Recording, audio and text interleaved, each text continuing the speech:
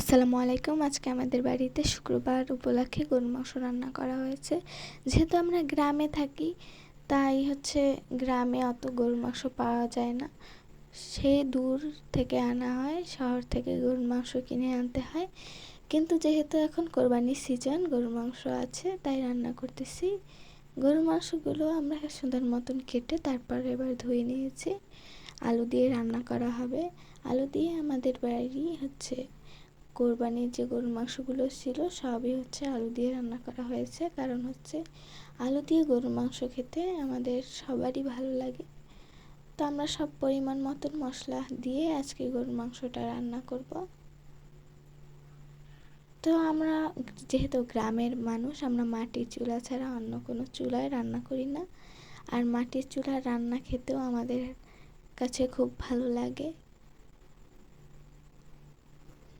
তো আমরা পেঁয়াজ, তারপর এখানে জিরে বাটা দিয়ে নিলাম আমাদের পরিমাণ অনুযায়ী, দিয়ে এখন ভালোভাবে নাড়াচাড়া করে নিচ্ছি। তারপরে দিয়ে দিলাম স্বাদ মতো লবণ। লবণটা তোমাদের মতোই দিয়ে দেবে তোমরা। এরপর দিয়ে দিচ্ছি হলুদের গুঁড়া, তারপর দিয়ে দিচ্ছি মরিচের গুঁড়া। আর মরিচের গুঁড়া সবসময় একটু বেশি দিতে হবে। এরপর গোলমরিচ দিয়ে দিলাম, ৫-৭টার মতন গোলমরিচ দিয়ে নিচ্ছি আমরা এখানে। এরপর ভালো করে কষাতে হবে, যত কষাবো তরকারি অত মজা। এরপর শুকনো মরিচ দিয়ে দিলাম। গরুর মাংসের তরকারি আসলে যত ঝাল হবে ততই মজা। তোমরা তোমাদের পরিমাণ মতন ঝাল দিয়ে দিবে, কম বেশি যতটুকু। তো এবার আমরা দিয়ে দিচ্ছি গরুর মাংস।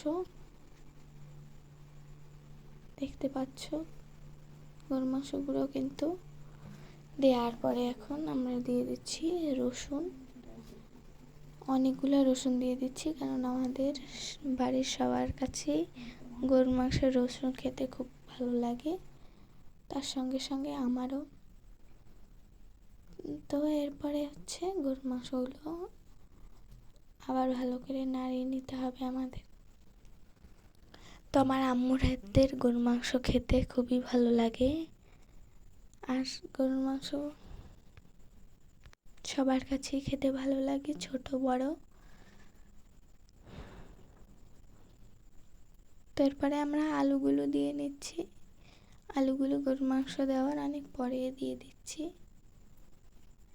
এবার ভালো করে সবগুলো মিক্স করে নিতে হবে।